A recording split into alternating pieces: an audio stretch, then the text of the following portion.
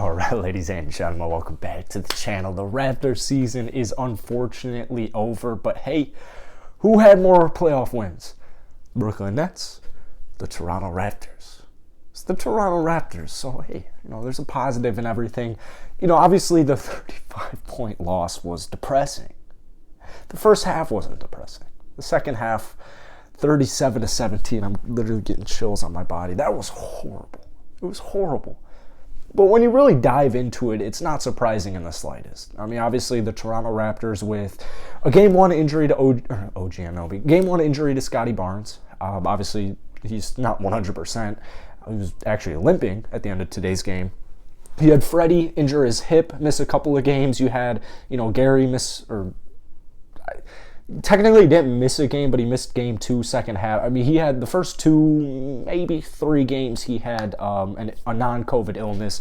And so, I'm not trying to make excuses for him, but obviously with the 4th pick in the NBA draft last season, Toronto wasn't even really supposed to be in this position. They were not supposed to be the number 5 seed in the Eastern Conference. So, given everything when you combine it, I'm really proud of this squad. I'm really proud of this squad, and I had so much fun covering this team. Actually, I might as well give a moment of appreciation here. I appreciate all you Raps fans, for tuning in to videos, to live streams, following me on socials, coming into my Twitches, whatever it was. I appreciate you guys so much. It was a super fun season, man. I feel like I streamed probably 20 to 30 Raptors games, and I had a great time, and my channel wouldn't be where it is today without Raptors Nation. So obviously big things coming, and now that it's officially technically the off season for them, or I guess maybe not technically the off season, is it though? Because I don't know. I don't know how the technicalities work, but obviously the Raptors season is over, and so we've got I have a bunch of off season stuff planned. So I'm super proud of these boys. When you really divvy and dive into the logistics of it, especially today's game, I know the second half was abysmal, completely abysmal. But even at the halftime, you had a couple of issues. Siakam, Gary kind of carried the first quarter, and then, late first, second for Siakam and Boucher, they kind of carried. And you knew that someone needed to step up, or the whole team in general needed to step up in the second half if they wanted to win the game, if they wanted to extend the series. And so, the tough part about no Freddie is the ball movement was abysmal. I mean, somehow it took Philadelphia 6 games to figure, hey, maybe if you get in a zone and double team and trap guys like Siakam, the offense is going to stagnate. It took them a very long time, but they finally figured it out.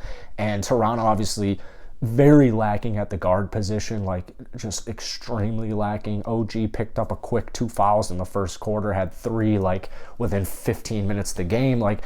It was just a lot of unideal stuff, but the resilience of this Raptors squad with everything they went through this season, it has me amped up. I mean, obviously, I'll get into this stuff in off-season videos, but, I'm looking at a 7-foot center. It doesn't need to be a Karl Anthony Towns. It doesn't need to be somebody where you're giving up OG Anunoby or you're giving up Gary. It doesn't need to be that quite yet. It doesn't need to be a trade for Miles Turner. I want a 7-foot center. I want a guy like JaVale McGee. I want a reliable, sturdy veteran in the NBA that I know I could trust. Basically, if Thaddeus Young was 7 foot, that's what I'm looking at right there. I want a combo guard. I mean, it's very clear without Freddie, you've got guys like Siakam and Scotty, a rookie, bringing the ball up. You need a combo guard off the bench. I don't know why they didn't go after Eric Gordon, but it ended up, the Thaddeus Young trade ended up being relatively solid. Still gave up a first, but you're not too far back in the draft. You're maybe moving 10, 15 spots at maximum. So, the Thaddeus trade wasn't the end of the world by all means, or by any means, I should say. But looking at today's game and looking at the series in general, they couldn't shoot the 3 ball. And I'm giving respect and credit to Philadelphia. I hate almost every player on that basketball team when a team I support is playing them, but I got respect for Harden, I got respect for Embiid, Tyrese, Tobias, the list goes on, Danny Red, I respect all these cats, and obviously they ended up deserving the series. looking at all 6 games, like Toronto, like honestly never really played that good. Like, it really isn't rocket science that they lost this series. They were undermanned. Philadelphia has a good defense. They've got a great offense. Like, there's only so much you can do.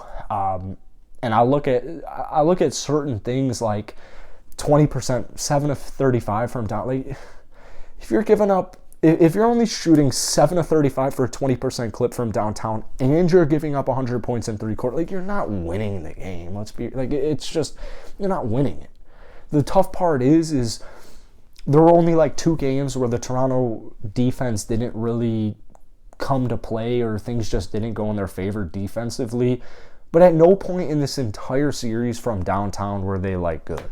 And except for game 5, the field goal shooting was horrible as well. Like, every game except for game 5 from the field was a terrible, or maybe not terrible, but it wasn't an idea. Like, you shot 39% from the field, you shot 20% from downtown. Like, there's only so much you can do against a good squad like Philadelphia. Even if you're playing like the worst record in the league, the Rockets, like, if you're shooting 40 and 20, I really don't know what else to tell you. So it's very clear here that Toronto's got a bunch of cats that are going to be just lethal in the long run. I'm looking at guys like Gary Trent, obviously Scotty Barnes. I'd throw OG in that loop, Precious Achiuwa, and then you've got your kind of sturdy, reliable guys who are like improving.